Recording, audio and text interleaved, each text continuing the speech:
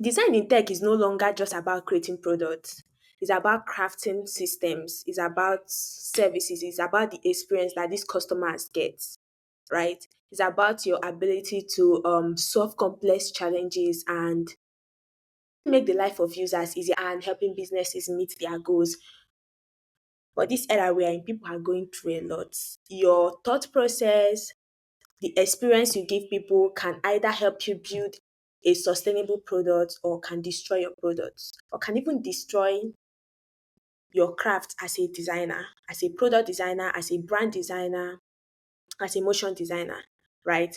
So this topic addresses different issues and challenges that we possibly face in design. Issues like accessibility, security. Oh, how do I come up with innovative ways to do better things as a designer?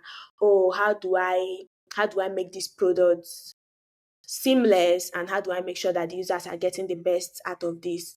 Most of those questions you're asking yourself. How do I grow as a designer while working a 9 to 5 that is practically taking more than 40 hours a week, right? Um, this episode is going to help you get some of these answers.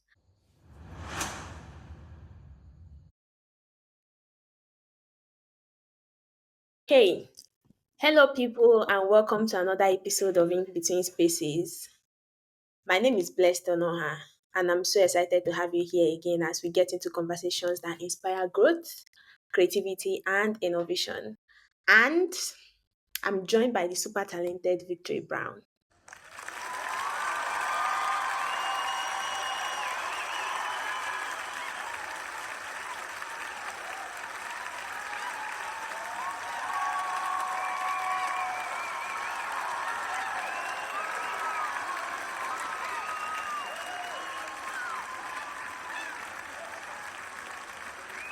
You guys, okay, I'm going to give you details of how I met her, but let me just give you a professional background.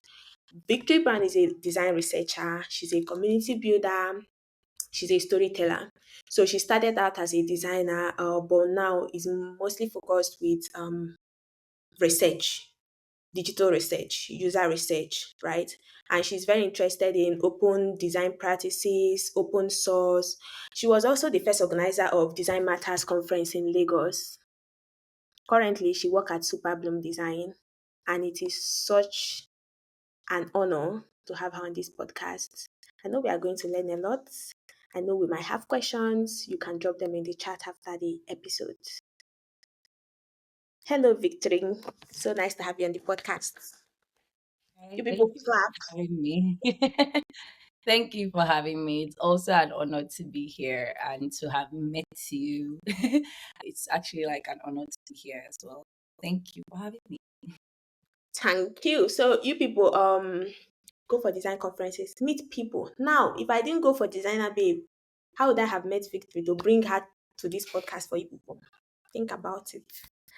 Well, the topic we'll be working with today is this topic can change after we record, but what we are focusing on is designing beyond this screen.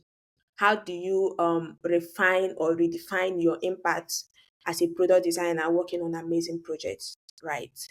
And so, my first question for you, Victory, is can you share your journey from being a product designer to becoming a UX researcher? What inspired the shift? Okay, awesome. So, contrary to popular opinion and like people that share their transition journey, I came into tech without anything in mind. Like I didn't know what to learn. I met somebody who was making money from tech, and at that point, I needed money.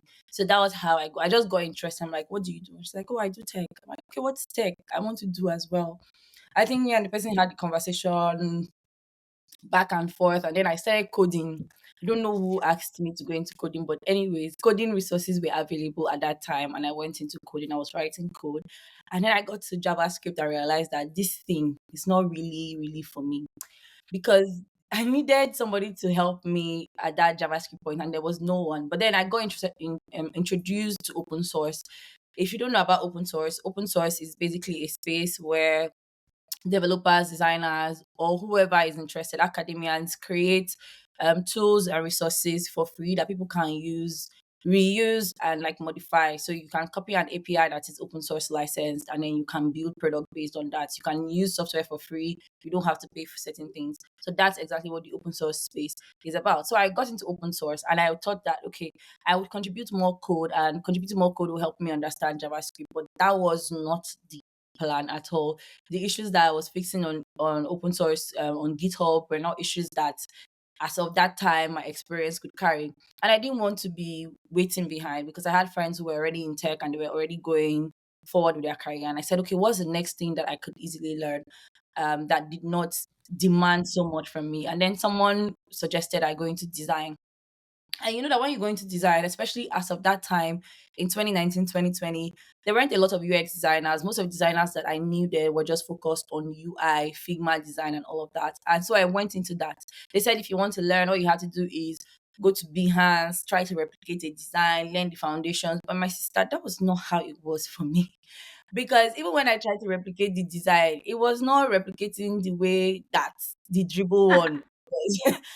Is it not the same thing that me I'm seeing that these people like? Am I not doing the same thing? But something was missing, and then I went deeper into like finding out what was missing. I now realized that I did not understand the foundations of design. I did not understand color theory. I did not understand how elements worked together. I didn't understand layout. I didn't understand typography, and there was no way for me to do those things and be a great UI designer if I had zero foundation in user experience. And that's why I realized, okay, there's something actually called user experience design, and that's like the foundation of UI. If you understand UX and you're able to implement those UX findings, you will get better UI. So I said, okay, back to the drawing board, let me go and do user experience design. And then I took the Google UX design course, and I was learning, I was practicing, I was learning, I was practicing, I was contributing to the open source space because in that period, design was not all of that in the open source space. A lot of projects were not accepting design contributors, but they were accepting researchers. They were accepting people who were writing, right? And then I'm like, okay,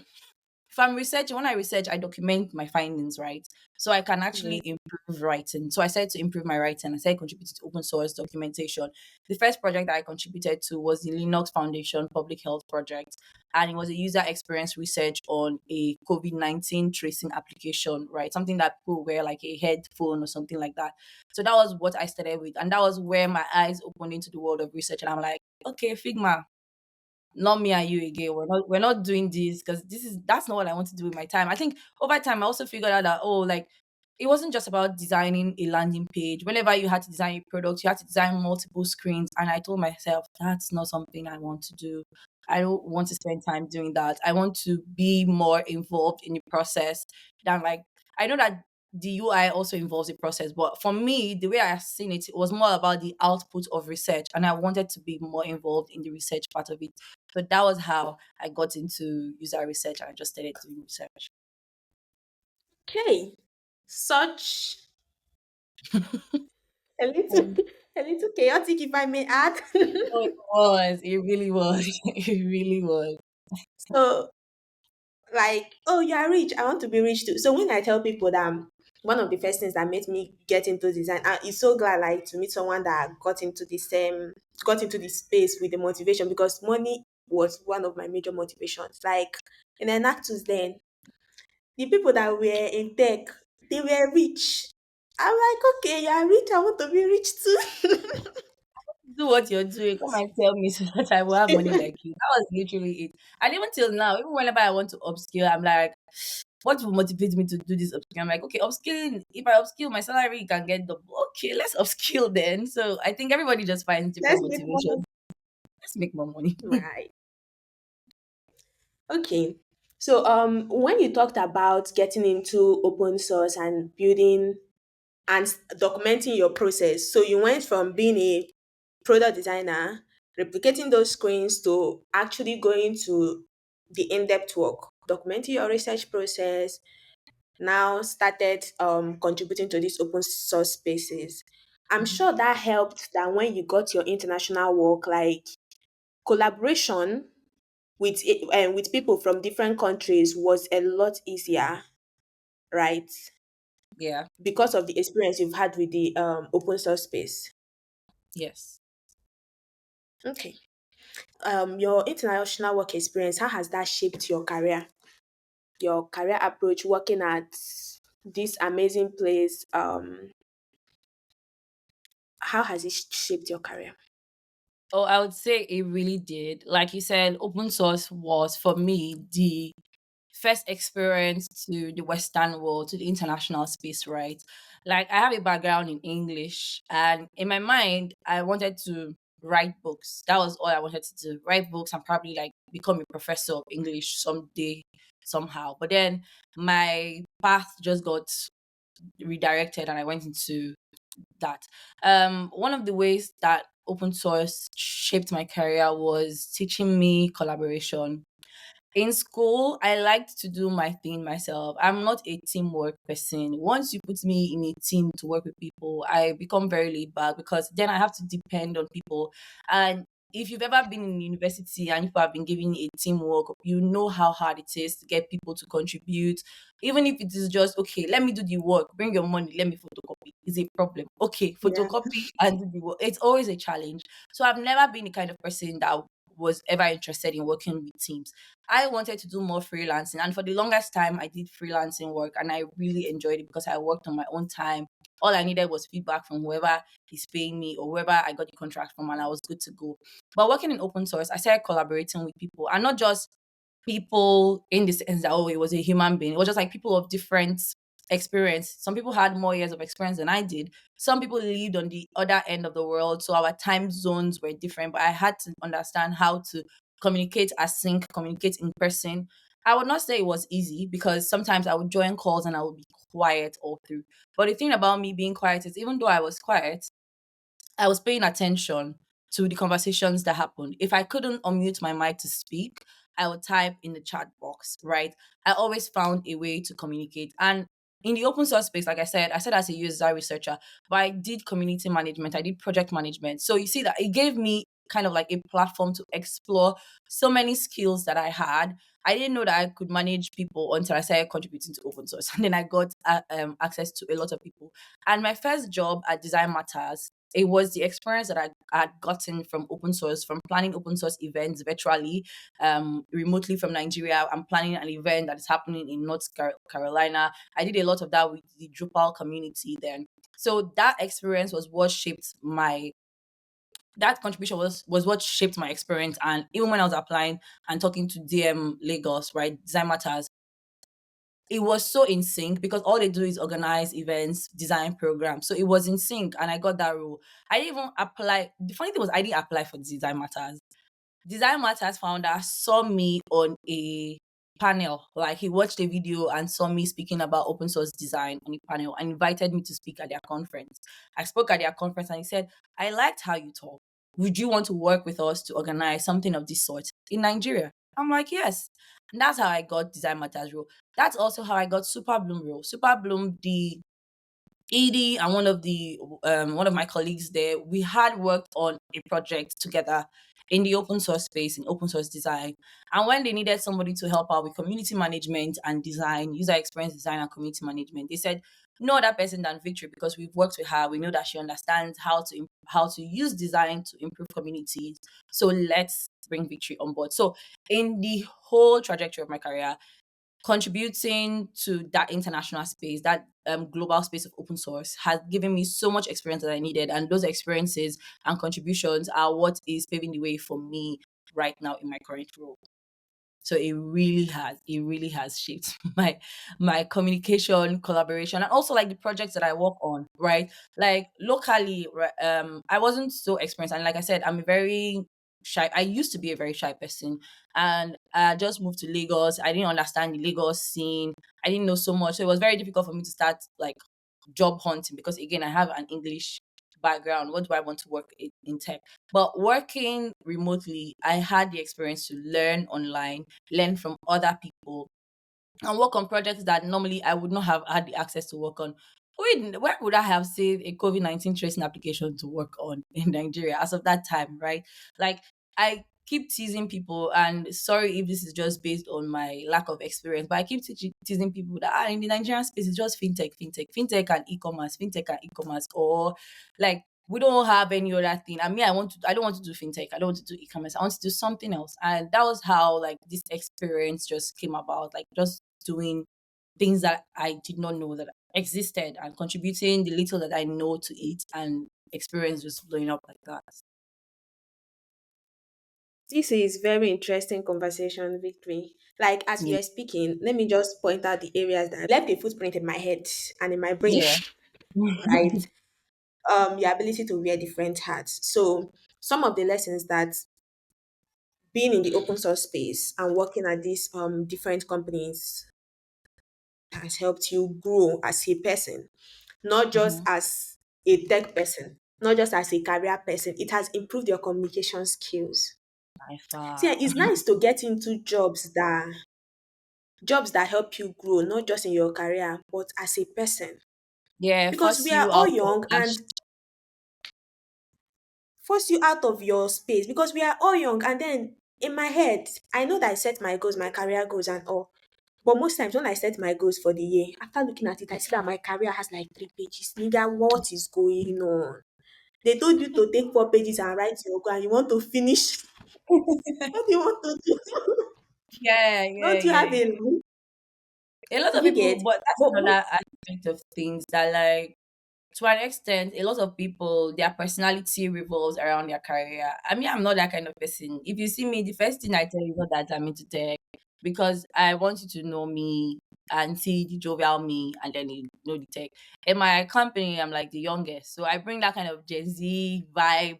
I'm always using emojis in calls. I'm always asking what's up, like, just to make everybody feel at home. But it wasn't always easy, but it's something that they encourage me to do, and I have an amazing manager that's like, "Hey, Victory, you don't communicate in Slack." The first time when I said, like, "You don't communicate in Slack, we don't have an office. Slack is our office, so communicate, talk to us, let's know what you're doing." And they don't do it in such a way that you feel like, oh, you are forced to do it. They always have interesting conversations. Someone's always sharing something good that's happening to them, and that's something that I don't see all the time in the local space, right?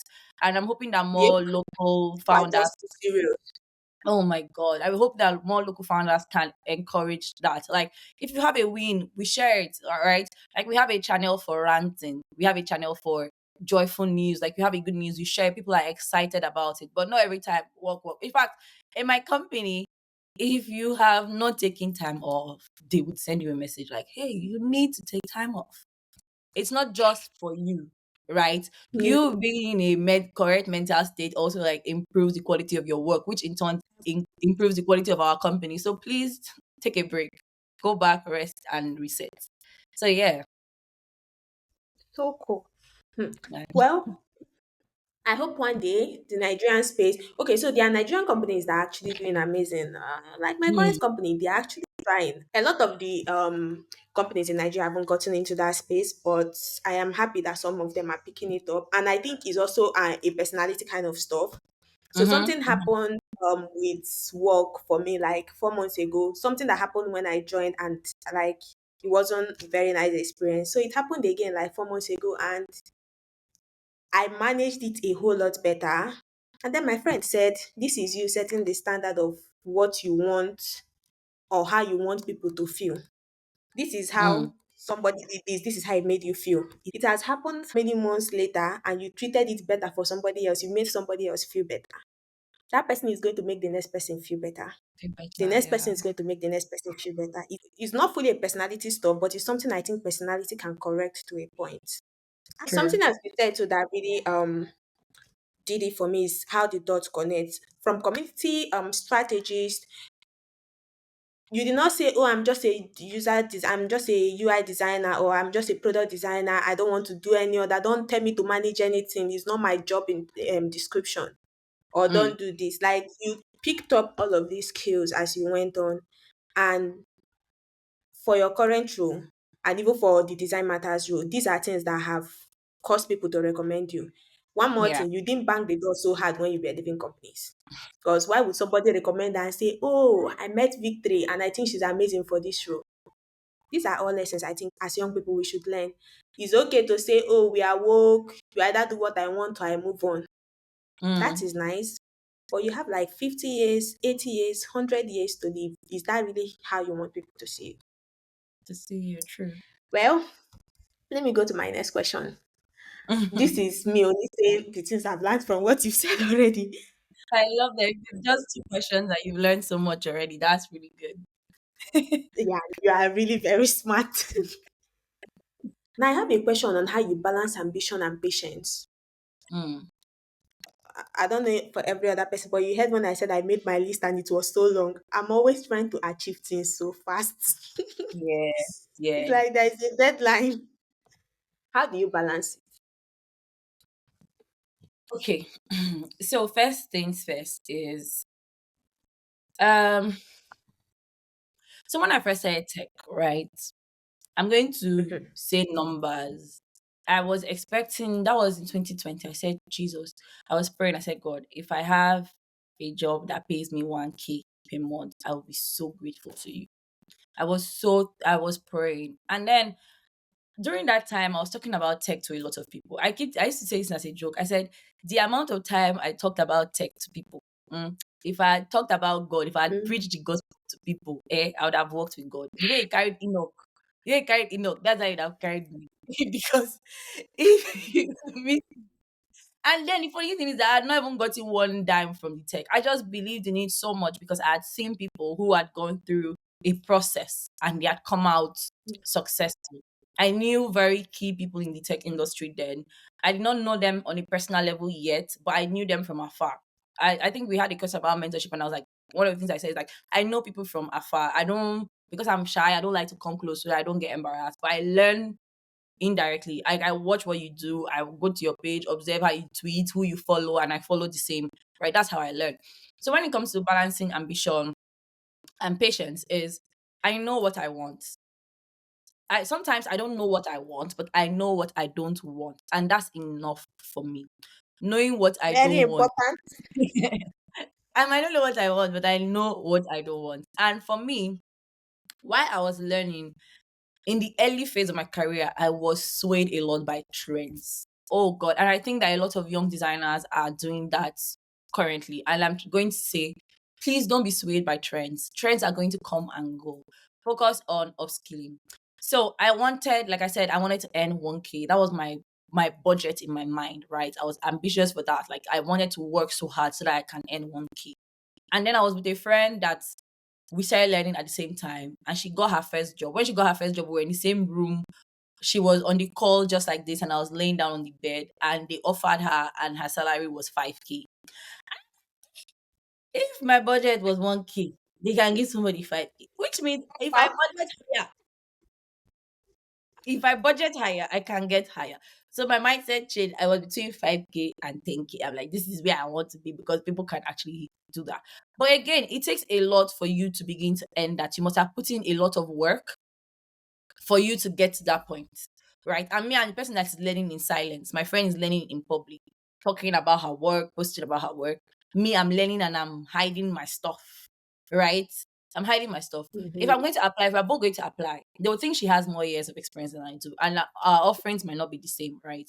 So that was one thing that I later understood. And I had to trust the process. I had to be patient. I had to understand that, okay, this thing that you want, you have to be offering the same value of the amount that you want. You can't be asking for so and so and you are giving so and so. You have to give in the same value. So I started to work hard.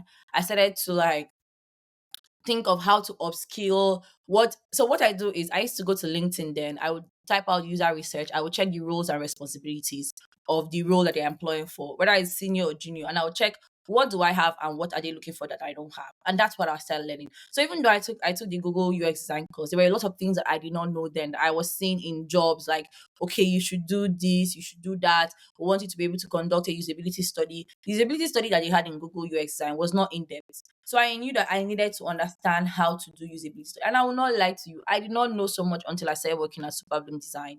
All of the things that I knew then were more of theories and theories and theories, right? Even though I had practiced them in my portfolio design, it was not the same as working on real life projects. It was not the same. When you are now faced with a user that is telling you, oh, this is what I want, you have done it and you give it back to them for testing, and they say, no, this is not how I want what I want. You are now at a crossroad. You get. So for me, I knew Mm. that if I wanted to be big, if my ambition was that, I needed to upskill towards that, right? I also like I always reminded myself that this is a process that I trust. This is a process that, like I kept saying, this is a process that I need to trust, right? As long as I put in the work and I keep doing what I'm supposed to do, the output will come. The end game will come. Everything that I want is going to come to me. Me, I'm a very faith focused person. Like, I'm going to tell you, it's going to come. It will take time, but if I'm doing the work, it will come. So that's how I was able to balance that patience and ambition. Sometimes, I think for me, my friends used to laugh and say I'm not patient, but me, I know that I'm patient. It's me that know that I'm patient. So I keep thinking that I'm patient. I'm patient too. I'm patient. And also, like you said, goal setting is actually important. It's okay that you have 3 pages of your goals, right? But what are those goals? Are they measurable? Right? Are they specific? Are they time bound? And even though you are writing those things, I know that this year when I went into like mentorship, because I've been mentoring a lot of people and helping them to set goals, I just see very vague goals. I'm like, it's very difficult for you to achieve this if you don't have these steps. So you want to this year you want to write a book. That's fine. What are you going to do to write a book? You don't have experience in certain things. You have to upskill. You have to take courses. You have to write at least 2 chapters a day, or 1 chapter a day, or 1 book a day. Right? Those are how you, like, when you set a big goal, you have to set actionable steps to achieve that goal. And I did that. Right? I want to be able to finish the UX design course was for 6 months. I finished that in 2 months, in a month and a half. Actually, I did not go to school throughout that period. I'm not saying don't go to school, please. Me and you, we have different parts. Me, I did not like school like that. So I knew that this at the end of this thing, this professor I wanted to be will not give me the money that tech was going to give me. So I was like, okay, I can actually sacrifice a month and then focus on taking this course. And that's what I did in a month. And I started interviewing with a like good orgs. Like, I'm not kidding. The people that used to reach out to me back when I like apply for jobs, I'm like, how did these people find me? And a lot of that came from the open source experiences that I had to back up what I had learned. So that's exactly how I did. I learned, apply, set goals, and worked towards my goals. Thank you. Thank you so much for that. So Oh, my next question will be on there's something you mentioned at the beginning. You said you saw great people that were doing amazing stuff that you wanted to do. Do you have mentors? If yes, how have they shaped your career? Like close mentors. Do you have mentors that you have one-on-one session with or something? no, I don't. I would like to. I think sometime last year I was looking for a mentor, but what I'm looking for a mentor for is not necessarily in design. So I have a discipline challenge that I need to fix. I procrastinate because I feel like I'm good at what I do, and even though it's 2 hours to the time, I will deliver. But the thing about Yeah. procrastination that I have realized and I'm trying to fight is, even though you can do the work, mm, in that short time, if you had started a while back, the output will be better.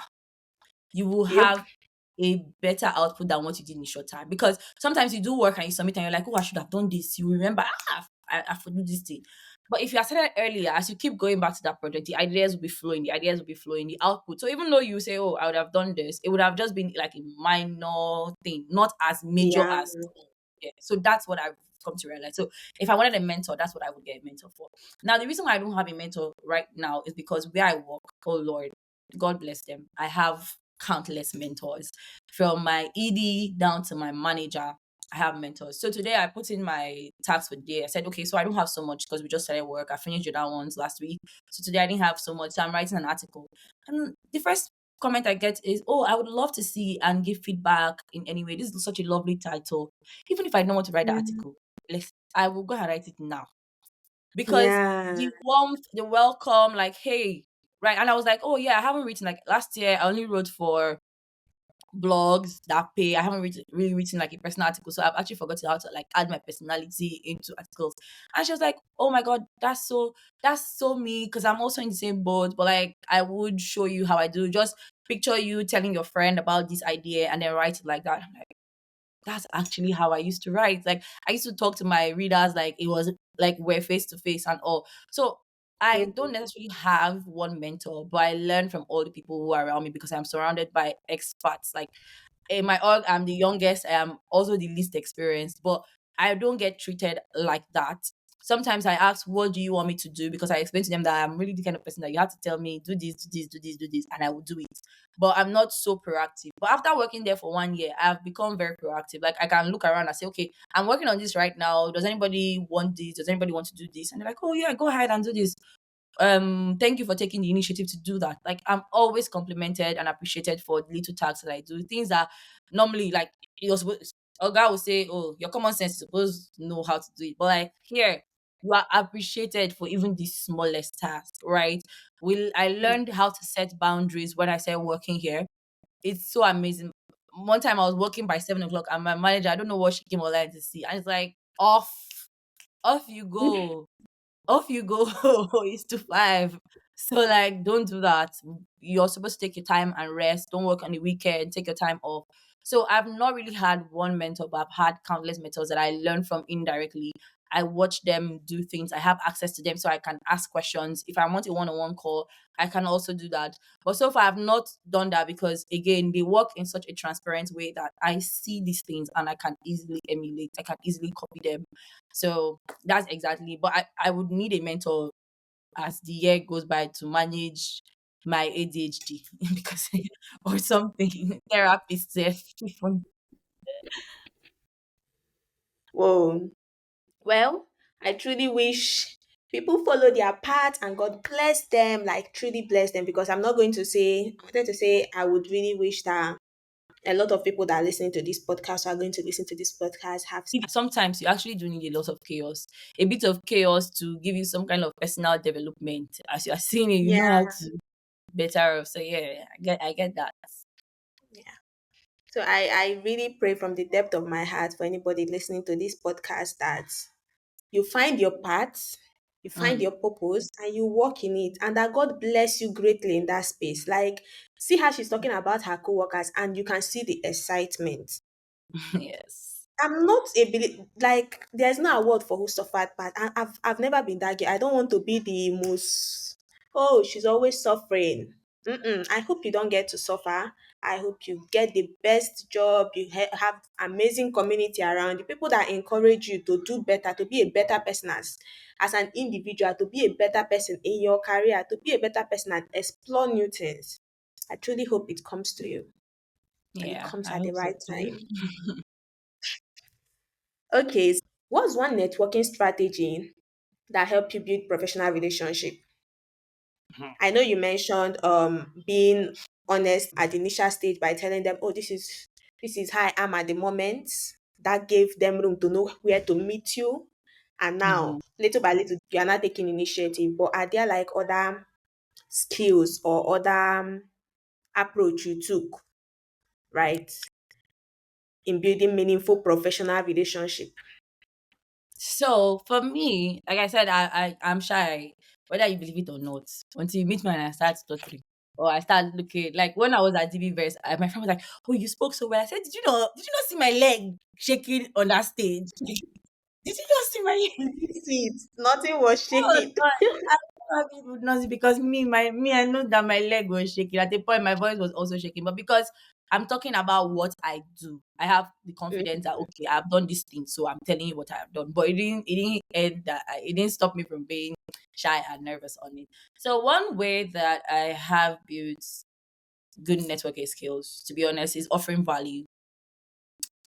Like I said, the open source space, you would meet diverse people, different people, more experience from different places, different value system, right? But one thing that we Yeah. share is collaboration. Like you are consuming and you are creating. You are not just a consumer. Some people are just consumers. And me, this year, I want to be a creator as well. And that's what I keep advising people to do. Don't just be consumers. What you consume, find a way to create it for somebody else who is not able or who doesn't have access to that thing that you consume. So bring it down. So if you're getting things from the Western space, right? How can you localize it? How can you help junior designers achieve those things? So for me, I started doing like how to bring more Africans to open source. Now I don't do that anymore. In 2020, I was on every Twitter space. I was on every Google Meet. I was talking about open source. Like I said, if I had preached the gospel this way, don't go. But yeah, I was just talking about it, and from there, people started connecting with me. From one talk, another person say, "Oh, I saw you talk here. Let's talk here." right? And I wasn't just talking, I was also writing articles. Those articles also gave me access to more professionals, people that gave me paid writing gigs to continue. And professional relationships, you don't have to be checking in every morning. Hi, good day. Nobody is telling you, hey, you forgot me, that kind of thing. So I didn't feel the Mm-hmm. pressure to like be back to back communicating with them, right? But I always knew that if they posted something, I would engage in it. Oh, this is an awesome post. I learned so much from this. Thank you so much for posting this. And over time, the person will also see your stuff and the person will say, okay, nice work, Victory. Great work, awesome work. I see what you're doing. And because you are offering value, you are in the public eye, people will see those things and they will refer you to other people, right? And that was how like I did that. That was how I've been able to, because I was offering value that was needed, right? I was doing something that was helpful to communities, and people who are interested in communities will buy into that and they'll be like, okay, come and continue this work with us. So that's how I was like, how can I help? How can I help? Tell me how I can help. Even this year too, I've started doing some mentorship thing. I'm like, how can I help you be a better designer? I don't understand why you are doing design and all of a sudden you want to go and learn Golang.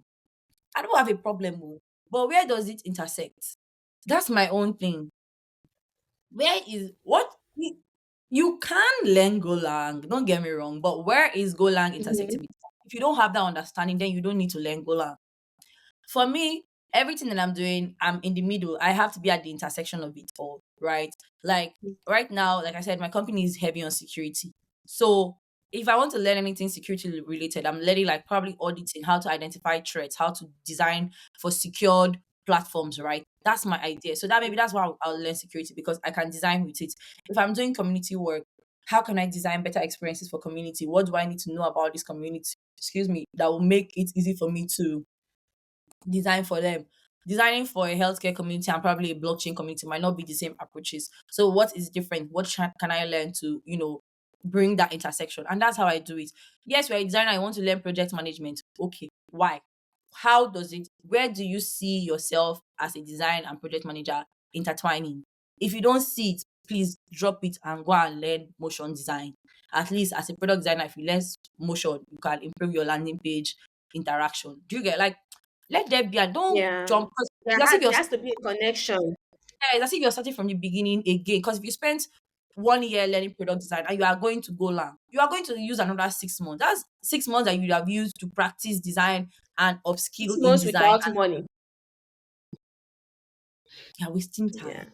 So I'm not coming for anybody. I'm just saying, let us be more like intentional about all of these things that we are doing in this journey that we want to take in building professional connection. Because your network will know you as a designer. All of a sudden you are posting Golang and they're like, where is this girl's food? Where does she what does she do? Are you designing or are you a Golang?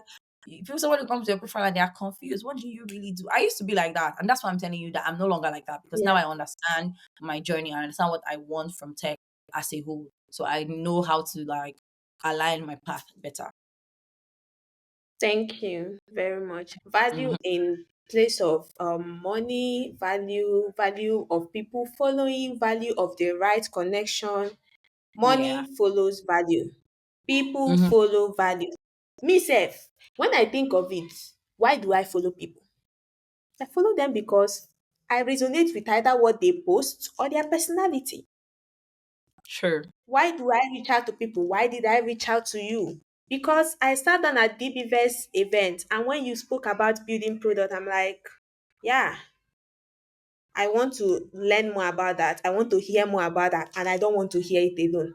If you didn't Mm. speak, no, there wouldn't have been a connection, Yeah. right? Yeah. Value follow, abi money follow value. Focus on giving value. Let's Yeah. focus on giving value. Okay, so to my next question, right? During your talk at Designer Babe, at this point, Designer Babe, please don't drag me. You asked a very powerful you asked a very powerful question. You said, why is everyone focused on designing products? Mm. Would you like to elaborate on that? Or what brought about that thought? I hope I don't get dragged when this podcast comes out. So I do so that they will not drag me. So, for me, I've always thought of design as something that should be implemented in everything. I tell people design is not about like building products or aesthetic. Design is a way of life. Everything that you do is design. Sometimes you go to a restaurant and you sit on the table or the chair and you are just adjusting and adjusting and adjusting because the seat is not comfortable. You want to keep your arm, the armrest is not working. Like there's so many things that affect user behaviors that have to do with experience, like crafting good experiences for them that we don't consider. I think I was asking a graphic designer if they do user research, and the guy asked me for what. I said no this. And I me asked this no no vex. Because why are you shouting at me? Because I think that user experience, because I don't know if people, because we add design to it, people think it's product. User experience has to do with how people interact with things, making sure that users are comfortable, they have a seamless experience, they have a good time. That's basically what it is. And I've understood that. Oh, Jesus, let me not get dragged into this thing. In this our Nigerian space, a lot of designers are focused on product too much. Even I don't even want to blame the designers, the owners of the company and the product owners. Oh, product.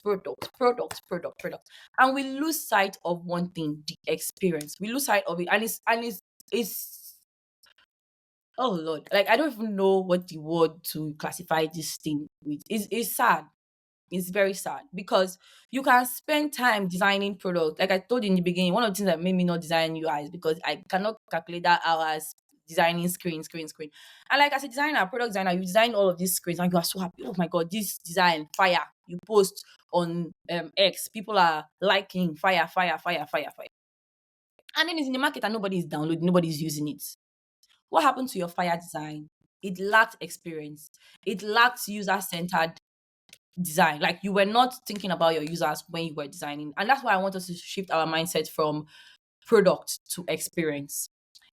Um it's important that we think of this experience because one, there's so many things that are going to experience. Designing for experience. There's sustainable design practices, right? It is accessibility.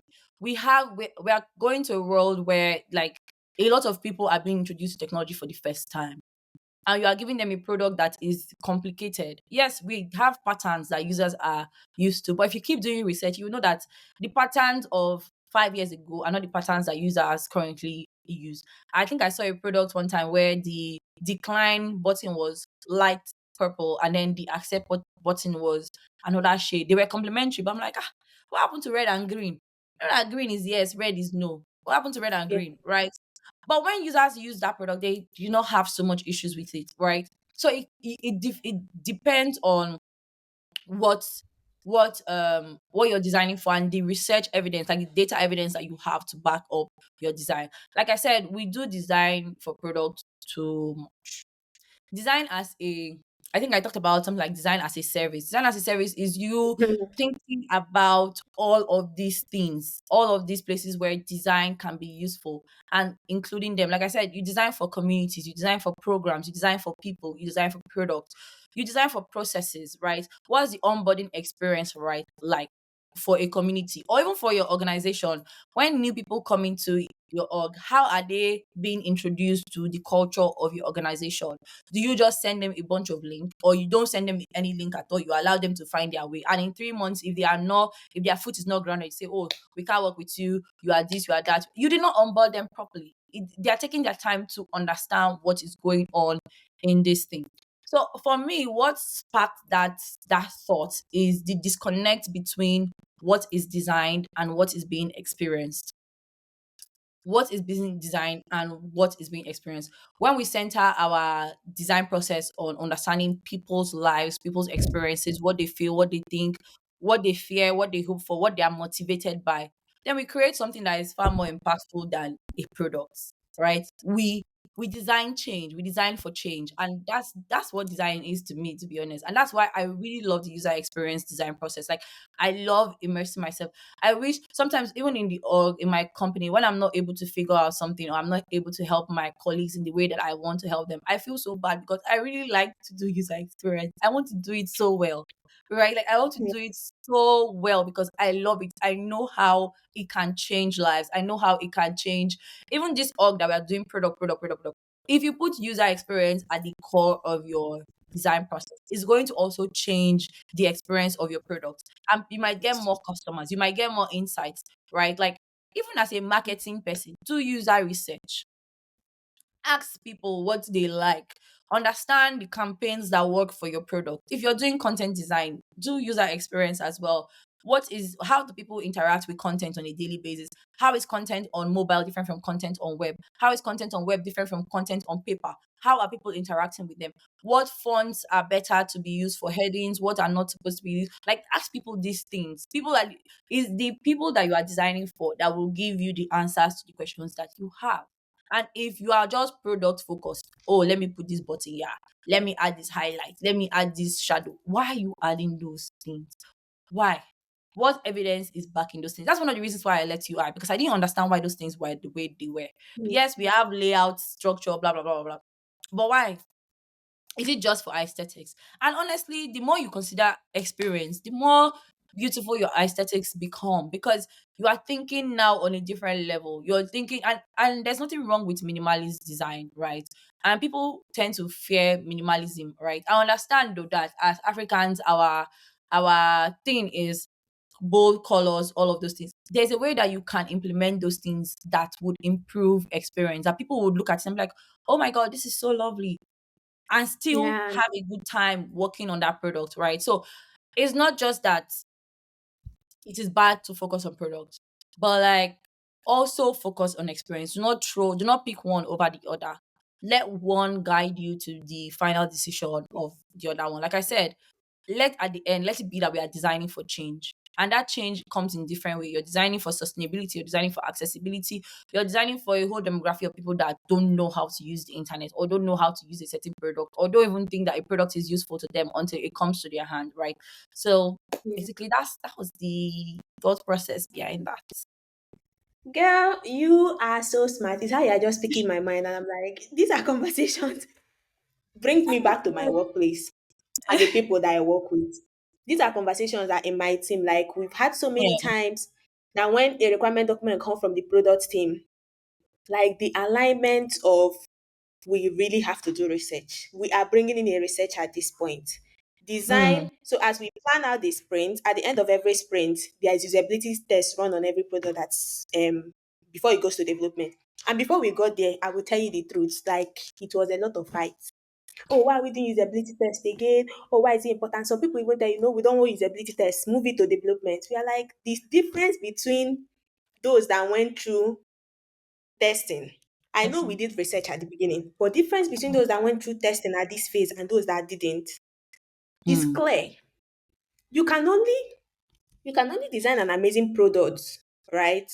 A truly mm-hmm. amazing product that is focused on your target audience when you listen to them. Design, hear their feedback, improve, design again is a continuous process, Yeah, design is right? not a there's no final journey on design. You must always ask, iterate, redesign. Yeah. And the funny thing is that I think I used to tell someone that like it saves you money that you are testing with prototypes before you start doing development Mhm. and now push it to the market, do campaign, everything, and nobody's using it. You could have figured those things out during the research and testing phase, right? Instead of pushing Yeah. things to the market and now realize that nobody's using this thing. Come, let's find out why nobody's using it. Yeah. Please, thank you so much. And research is what backs up, research helps back up your design decision. Research help backs up your product decision. So even at that point, I know for designers listening, you're like, oh, they will not listen to me if I tell them that we need to conduct research. Mm, One way that has worked for me to help people listen when it comes to research is show you the testing of what is the feedback from this research. Without research, this is what I had. With mm, research, what I have.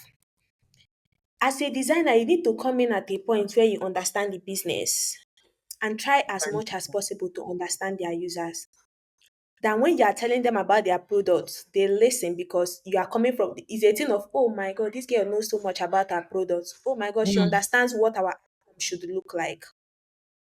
That is the Yeah. only way these business people listen to you. Show Yes. them this is what it's not a thing of this, it must be this my way. You can show them their own way. This is your own way, or this is what it looks like. This is what research looks like. This is what your users will actually love. Yeah. Based Is on is a give or evidence. yeah, based on evidence. Please, thank you so much, Victory. A lot, Thank a you. lot, a lot, a lot. Deep research, and then you said something about yes, the end product is yeah. So product is an end process of the experience. Yeah. That's when Is you the think end of the product, and experience. like that's not what you should consider is the process, because once you get the process right, it's the same thing with when we're talking about like ambition and all. Like if you're doing the right thing, Yeah, you don't have problem with the final decision because you've been doing the right thing, right? So you're not that worried. It's only when you've not yeah. been doing the right thing and you now like you don't have, you've not upskilled, you've not done anything, you now go and get a role as senior designer. Time will tell. Time will tell. So it's the same thing. You not do research, you push product to the market. Time will tell. Time will tell. I'm like, this product thing. If you think you are solving a problem, there's another product that is solving that problem that you designed for. Another problem that is Mhm. futuristic and another person's problem. So like Yeah, you always go for the one that is more universal and has a good experience. So just do research, please. thank you. Okay, so I have just two more questions. I know Okay. that I think we are way our time is almost up. Okay, but the second to last question is with the way tech is evolving, how do Mm, you see the role of user researchers evolving in the next 5 years? mm. Okay, I think I had that question somewhere. How do I see the role of user? See, I don't know if it's because I'm a UXer, but like user research is a bragging right for me. Like I love user research, and I think that as technology advances, right, one thing that is constant is that our processes are going to be the same, but we're just going to adapt it to new technology. So, as a UXer, I think when you say how is the role evolving, it talks more about the person. The role might stay the same, but the UX researcher is the one that evolves. So, how are you evolving in this never ever evolving, ever changing role of tech that we find ourselves is by upskilling, learning the new tools. What are the new tools that are coming out, and how can UX be applied to them? And the thing about this is, as you Mm, learn, write about it, because new people, new folks are going to come into that space and they are going to be lost. But these guidance, yeah. these roadmaps that you have designed are going to help a lot. They're going to help a lot. So I was saying that I see a lot of user researchers going to like understanding data more, because I see a lot of UX courses adopting data analysis and going in depth into how to analyze data. So I see a lot of Mm, user experience designer working so much more with data. Data now is available. I think compared to 4, 5, 6 years ago, like we have a lot of data available. It's now understanding and synthesizing that data in a way that people would understand. People who are not designers, people who are designers, people who are users, communicating that data to people is a good mm, way that I see our this evolving. And also with the case of AI, right? There are going to be a lot of security challenges.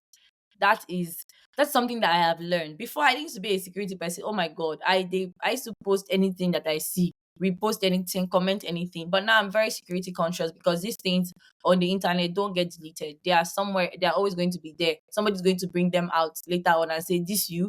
Right. So I'm becoming more conscious with how I interact on social media. And I know that UXers are also going to begin to think more security conscious. Like, okay, we are designing for this. How can we put user first and security second, or security first? I user first all the time, but like, how is security going to come into this thing that we are doing, right? So yeah. designing for security, designing for privacy, those are like ways that I see us evolving in the next 5 years, like adapting to new technologies, not just staying behind. I see us even working in different teams with marketers, in communication, in different teams, not just UX in design, but like UX in marketing, UX in content, UX in so many other places. So that's how much I see it evolve. Thank you.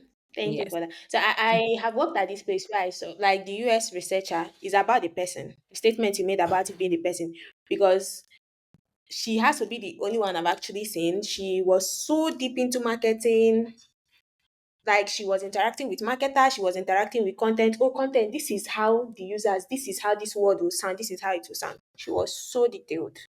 Hmm. So I think it's a personality thing. Thank you. Thank you. Okay, so the last question. Let me bring this question this way. For a young designer or researcher or anybody in tech, no matter what they do, Hmm. and let's say they have a job, they've started already in tech, but they are tired of working for Nigerian companies and they're like, I want to get into the Western space. I want to go global. I want to work with international firms. I want to earn more. I want to experience other cultures. How do they go about it? What do you recommend? Okay. Yes. So one thing first is open source. I would say open source because that's one of the best ways to interact with like technology that you necessarily will not have access to in our local space. The open source space has different niches, like anything you can think about. There's an open source software available for it. Healthcare, learning management systems, data analysis tools, there's always an open source tool that is available for that. So contribute to open source. Also, if you are looking to go into the global markets, understand that the competition is fierce. These people have been trained right from their pre nursery to be global talents, to be giants in wherever they are set to go. One thing that I realized about the Western folks is that a lot of them, you will not sense fear in their dealings. We, even though we Yeah, claim to be bold and all of that, we have some kind of fear that keeps us in a particular place. So I'm going to say let go of fear, let go of shame, and be open to learning. What are those things that are prominent that you would like to like learn, those things that are prominent in the global space? What are those things that they talk about? Climate. How many people in Nigeria are designing for climate solutions? I don't know. yeah, Maybe you know. Me, I don't know. But climate change is a problem. It's a huge problem. We are being affected by climate change. Every time you pass by Third Milan Bridge, you see those things that migrate once in a while, go come back. People say, "Hey, it's just plants, it's just trees that grow on water." But no, it's affected by climate change. A lot of things. Our weather is times 10 hotter than it used to be, right? Like the fire, everything's just like climate change is affecting a lot of things. So who are the people in Nigeria that are designing for climate? And even if are they Nigerian companies? No, they're outside. So, what are those things that you know that the global people are interested in? Upskill towards that direction. The next thing I will talk about is fellowships. Find fellowships. Fellowships are a way to open your mind. I don't know how many design fellowships there are, and I will not even tell you. I will tell you to apply for a general fellowship, a fellowship that is probably niched towards something. Either climate fellowship, safety fellowship, environmental fellowships. There are also fellowships around leadership, right? Policy settings. There are so many of them. Get into that. You will network with new people. You would have a broader mindset. And as a designer, having knowledge like that can give you ideas that can either turn to startups or research papers. Like you're writing on behalf of, you're conducting research on what the state of things in Nigeria concerning environmental this or climate change or blah blah blah upskill, right? And then secondly, I want to say that sometimes the change that you're looking for is within the organization that you currently are. I know that yes, we have to set work boundaries. There are some things that they will ask you to do, be like, oh, it doesn't fall under my scope of work. Yes. But does it fall under the scope of work for the future? If yes, take it now. They might ask you to do some things in the office and you're like, no, that's not in my contract. But you want to learn something, maybe you're aiming for a more managerial role in the future and they're asking you to do some documentation work and you're like, no, my work is just to do sketches. If you don't start handling management and how to manage people, how are you going to? Is it when you get to the senior level that you want to start doing that? So start from now. Start picking up roles within your organization that you normally would not, but it falls into your long term plan. Start being coached in that way. That's where you get experience from. You start taking those roles so that in the future, when you are met with things like that, you already have experience. right? Yes, you can still set work boundaries. Don't work after your closing hour, but if it is within working hours and it is something that you can do, even if you cannot do it, but you know that it falls into something that you like to learn in the future, take it, learn on the job, start working on it, right? It opens your mind, it pushes you out of your comfort zone. And those are like the things, the ideas that I have. Open source, find global opportunities, like what the Western world they are more interested in, learn, upskill towards that direction, right? And then take roles within your organizations that will set you for the future. Thank you. Thank you, ma. Thank you so much. Like it's been amazing having you on this podcast. It's Me been too. so amazing. Some of the I things have I'm learned beginning a lot. to not even write them. I'm like, where is this thing coming from? Girl, you are smart. You are smart. And I'm so grateful that we get to have you on this podcast. Like for Yes, real. thank you for having me on the podcast. Podcast is such an amazing idea. I didn't know that, like, the only person's podcast I'm aware of is Ufots on, and like this is awesome. If these are the kind of conversations that you have, they are really good. The questions were really made me think, and like they would dug deep into my experience. Like, you know me and you know what I've done, so you're asking me questions based on that. So I really do appreciate that. Thank you very much. Thank you so much. The goal is that anybody, any young tech person, you might not be young. I'm sorry I keep saying young, but I'm building something for people in my age grade. When any tech person that gets into this space, the goal is to help you grow. The goal is to hold your hands. Let's grow together. I'm growing too. I mean, I'm learning a whole lot of things. And it is nice if all of us are growing, everybody is succeeding, everybody is smart. We give birth to amazing children, smart children. You get Yeah. well. Mhm. In the spirit of that, IBS system is launching on Thursday. What is IBS system? IBS system is a kit for product designers, product managers, although not much of product manager, but it's majorly for product designers and developers. It's a zone where you get to see foundations, atoms, elements for design that can help you design faster. Because I've experienced the struggle of timeline and deadline and all of that, elements that will help you design faster, components that are reusable. I know you've been seeing a lot of dark and light mode. Have you seen it in design system? It's coming to IBS design system and it's launching on Thursday. So beat your drums, tell your village people, tell your enemies. Yeah. So by the time this podcast is up, IBS system must have launched, but that will still be an opportunity for you to spread the gospel, check out the website, and let's keep going together. And yes, there's an opportunity to contribute.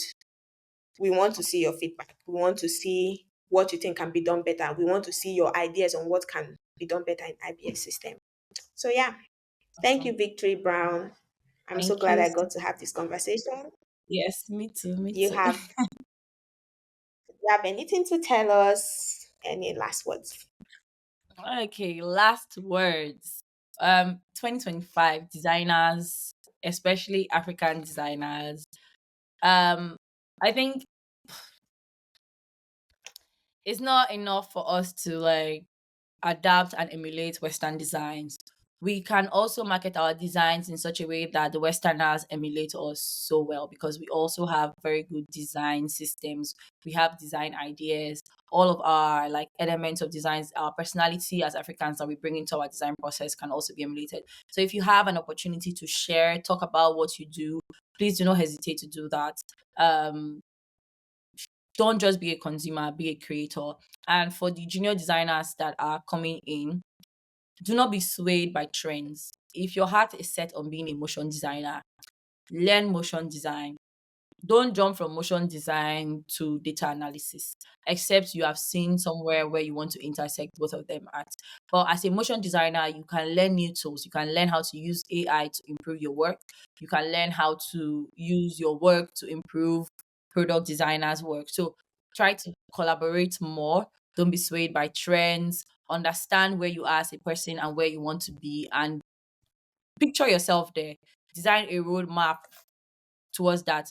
Don't overwork yourself. Don't overwhelm yourself. Don't compare yourself. That one is the key one. Don't compare yourself to all of these people, because you don't know the work that people are putting in behind the scenes that they don't show in person, and then they just come out with good news every day and you're like, I started designing before this guy. Now where did this one come from? A lot of people put in so much work behind the scenes that you do not see. So don't compare yourself. Instead, if you are going to do that, be inspired by their work, be inspired by their growth. Do not sit and be sorrowful, right? There's space for everybody to shine. And yeah, just give back when you can. When you feel like you've learned a lot, give back to the community, because someone else is also coming up. Someone else has also been sold the gospel of tech and is also coming up and is also going to be watching what is available. So make sure that you are also a creator as well. So thank you. Thank you. Thank you so much. You guys, till next time. This is In Between Spaces podcast. Tune in and have an amazing life. Bye, people. Bye.